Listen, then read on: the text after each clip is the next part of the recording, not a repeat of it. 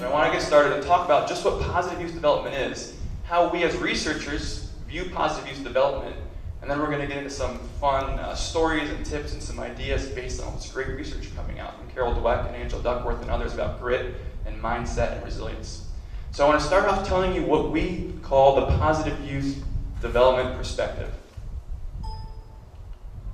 All right, so what is the positive youth development perspective? It's got a few things. And the first piece is that all young people have the potential to succeed and to change.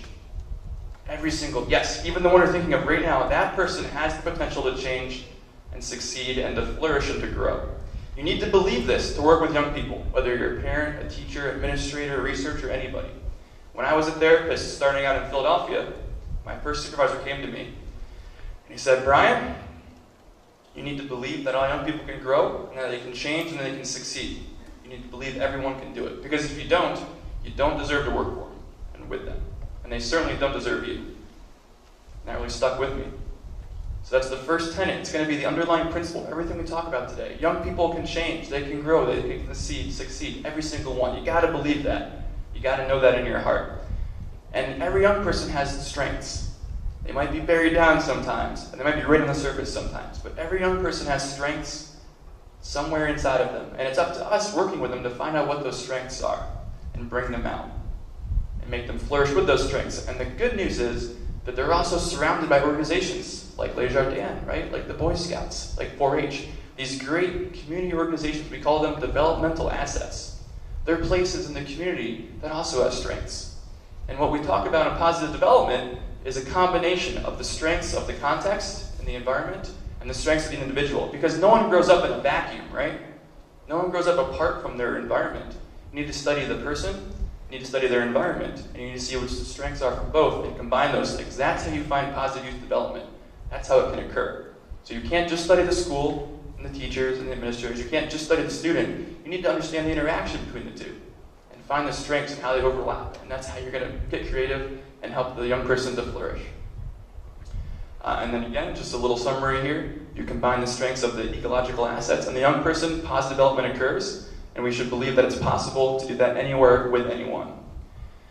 And you don't need to read this, I'll bring you through the summary quick, but in order to be an effective positive youth development organization, we studied and we looked at all different ones across the country. And we thought to ourselves, what do they have in common? The ones that are most effective, the ones that work. What do they have in common? What do they all need to be a good positive youth development program? And there's three things. We call them the big three. The first is sustained adult relationships. Every child, every young person in the organization should have an adult with who they can connect with and who believes in them and who the child knows believes in them. And luckily the boy at Luce School had somebody. And if you're a leader in a school, or if you're a teacher in a school, or if you're a leader of a Boy Scout troop or a 4-H club, it doesn't mean that you have to be the person who's there for every single person in the organization. But if you're a leader, you should make sure that they have someone in their life who is there for them, who does believe in them. When I say sustained, I want it to be at least a year long, someone that's been in their life for a while. Someone that they can understand and believe unconditionally supports them, no matter what. So having that connection in the organization, having at least one person that's connected to every young person is the first tenet of being an effective, positive youth development organization. The second is life skill building curricula. Now, groups like Scouts and 4-H and schools, we're going to learn a lot of content, right? You're going to learn your history, your reading, your writing, your camping, your working with the animals. Those are great skills to have, but we're talking about life skill building curricula too. Problem solving, teamwork, right? Resilience, perseverance. Things that young people can bring with them throughout their life to help them succeed in any context. We want to make sure that they're developing those things in the organization. And usually, groups that work with young people have mission statements that focus on certain things. And most schools have them, most groups have them. Make sure that they're building life skill curricula, not just learning content. It has to go beyond that. And the last is an opportunity for the young person to connect, to give back, and to become a leader and have some kind of responsibility in the organization. We found that as you're studying the effectiveness of programs and you want to understand whether or not the person's developing in a strong way, the amount of contribution that that person gives back to the community is a really great indicator, if you have to boil it down to something, as to whether they're developing positively or not, and whether the organization's working or not. So a way for students, for Scouts, for 4-Hers to connect with the community and to become leaders, to become responsible in some way, and to give back, to have service. If you've got these three things checked off, you've got a good, positive youth development program. So parents, I would urge you, when you sign your children up for programs that's going to work with them, take a look at these things. It's on the sheet too, but take a look at these things. Think, are these being fulfilled in the organization that I'm going to sign up my child for? And hopefully they are, because these are what help people develop. These are the important things that need to be there to have a good, positive youth development organization. And again, when you have the strengths and the big three, you're going to see two things. I already said contribution is a huge indicator, and you're going to have positive youth development. And here comes some more circles. Again, this is the thick, the heavy, the theory part of the lecture. It's going to get a lot more fun after this, so thank you for bearing with me. But positive youth development looks like this. We call it the 5 C's. If you're developing positively, you're going to see these things manifest. Connection, competence, confidence, character, and caring. So on the left there, we're combining again those individual strengths that we believe in, that we know that every young person has, combined with the strengths of the school, of the youth group, whatever it is. When those things combine and positive youth development occurs, it manifests in these 5 ways, and we want to encourage these 5 ways. So connection between people and their community and organizations. Competence, so having faith in your abilities to do certain things, and these can be cognitive competence, academic competence, social competence. You can be competent in a number of ways. It's not just book smarts, right?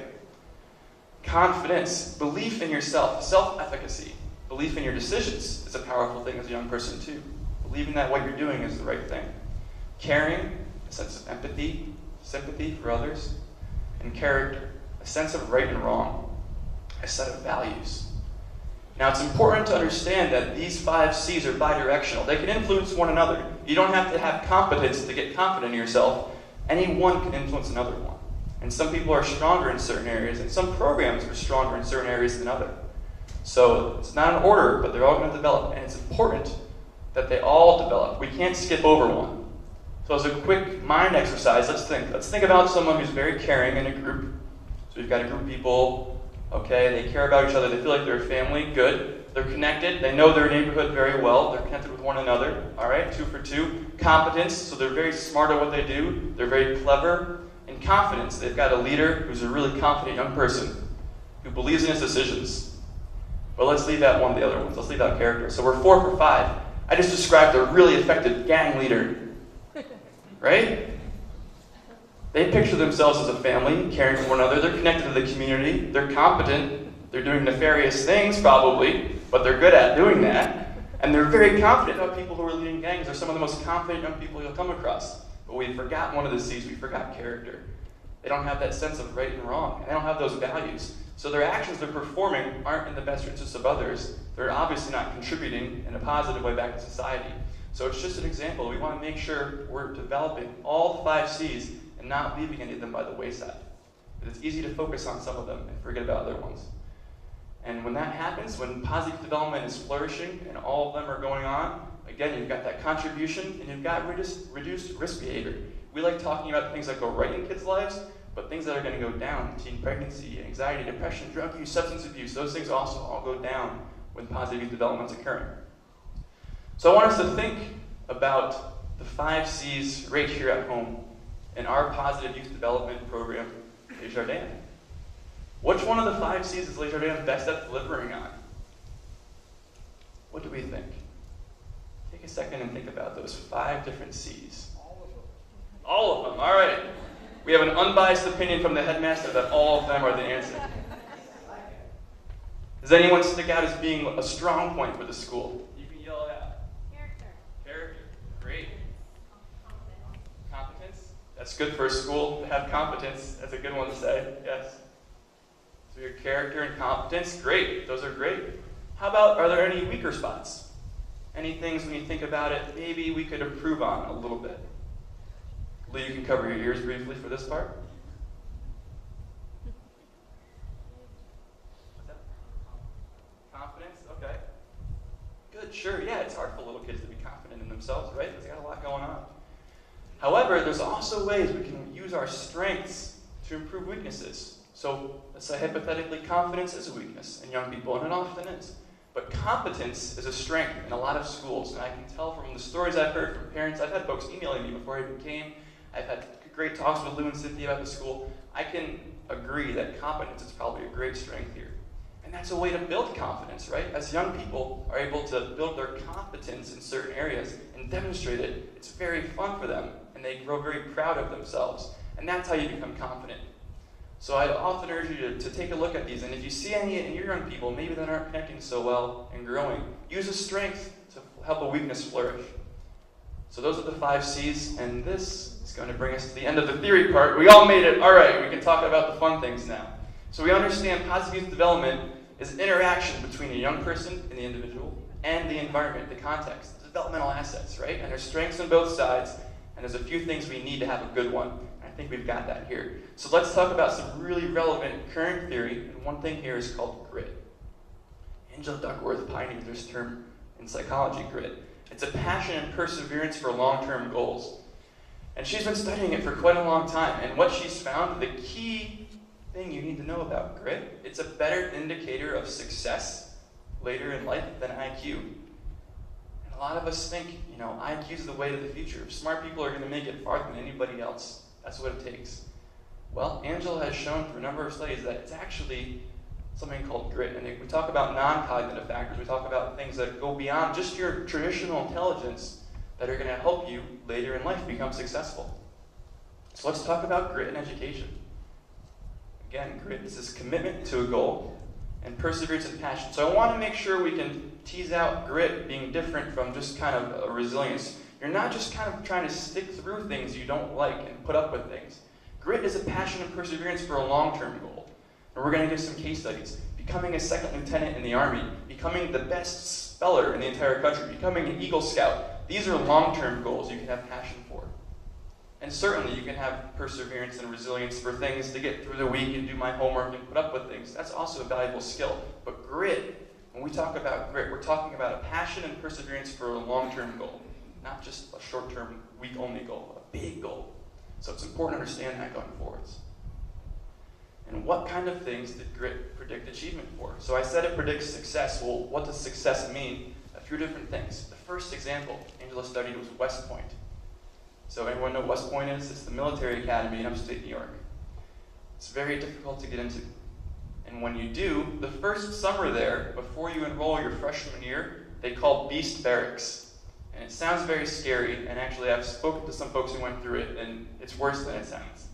And they push you to the limit. They want to make sure that you've got what it takes to get through West Point. And they tried to predict that their own way. They tried to do that on their own. They had something called the whole candidate score. And they said, the West Point folks, we got to figure out how to predict success here. We want to try to figure out how to do this. So let's make our own scoring system. And it was very complicated, and it combined their SATs, their GPAs, there was a physical fitness assessment, there was a leadership assessment, and they combined all these things and came up with a whole candidate score to rate cadets, hoping that would help them be able to understand whether they get through the summer or not. Angela had a very short questionnaire about grit, and I'll show you that in a little bit, and she gave that to him. The questionnaire on grit was a better predictor of success than the whole candidate score. The people who were grittier got through the summer more often than the folks who weren't. So it wasn't the strongest people who were getting through Beast Barracks summer. It wasn't the fastest, the strongest, the smartest. It was the grittiest. The people who came to West Point dedicated to becoming an officer in the United States military. They had that passion. They had the perseverance, and they pushed through. The people, you heard people who are so smart, they don't even try so hard. Like, if they're not passionate about it, they're not going to be as effective at pursuing the goal as someone who is very passionate. So the first example we found was at West Point. So that's certainly a very great example of how grit predicts success. The second one, the spelling bee. You'd think the spelling bee would be purely an academic pursuit, right? The smartest people, the most intelligent, are going to win the spelling bee. It's just your content knowledge. Well, not so. They found that the kids who scored higher on the grit scale made it farther in the finals than the kids who didn't. And they gave them verbal tests. They knew how smart they all were. They talked to them. They gave them the grit scale. The grittier kids made it farther than the traditionally smarter kids. That doesn't make any sense, right? It does, though, and we're going to talk about that in just a little bit. How could you go farther not being so smart? And then another example, graduate program success rate. And And this is probably something that's going to light some eyes up because we're talking about college acceptance now, right? At a very good school, we want to understand these things. And so often, test scores are used as the first indicator of success in a college program, right? People that don't hit a certain level, why even look at the application? They're probably not good enough to get in here. Well, Vanderbilt University took a look at its graduate programs, its PhD programs in the STEM fields, and said, we have a very much underrepresented population of women and minorities. This can't be right. We need to change our admission process a little bit to understand why this is so unbalanced. We're going to add something in. We're going to add in interviews. We're going to add in 30-minute interviews to all of our admissions, and we're going to ask things about life goals, about passion and perseverance, right? Why do you want to come to Vanderbilt? What's making you apply here? About contribution to the community. They asked about service, which remember is a great indicator of good development. And they had half-hour interviews with folks to help gauge their grit and their passion and their reason for coming. And they weighted those heavily. And what they stopped weighting so heavily was the GRE. The GRE is a test you take to get into graduate school. And there's a specialized version you take for PhD programs for certain subjects. And for the STEM programs, you have to score about 700 out of 800 to even be considered for the program. It's a very good score. The GRE is not a great predictor of success. It's a predictor of something else. And as they gave the GRE out over and over, they realized women were scoring 80 points lower than men on this particular subject. African Americans were scoring 200 points lower than their white counterparts on the same test. Well, how could that be? Well, the GRE is normed against certain populations, including white men from the Midwest.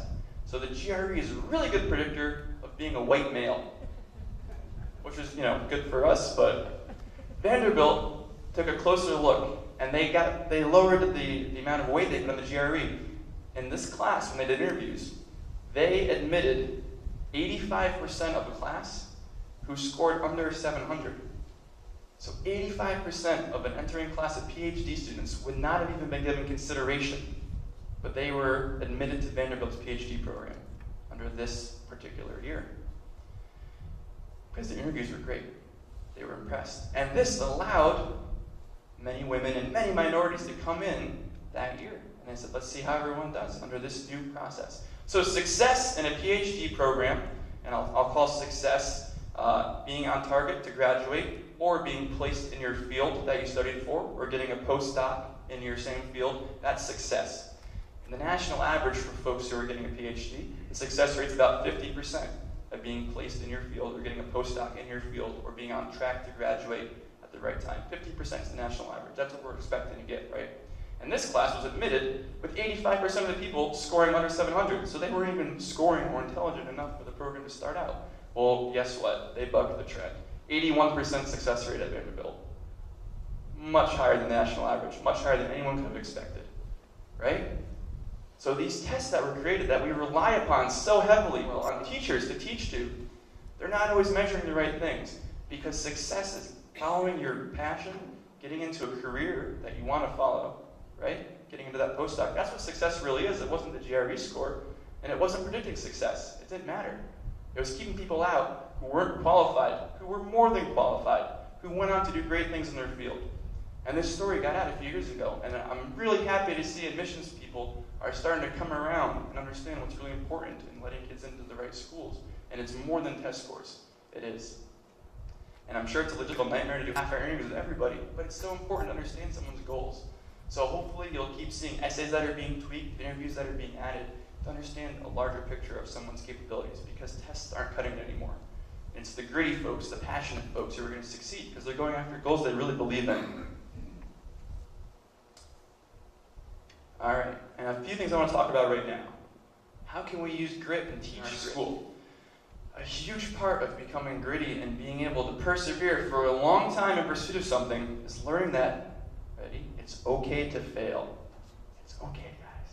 It's okay to fail. It really is. It's actually a lesson that we're not letting our children experience very often. A movement began in the 1970s, and we kind of call it the self-esteem movement, where a lot of research came out that said the most important thing you can do for your young person and your child is to protect their self-esteem.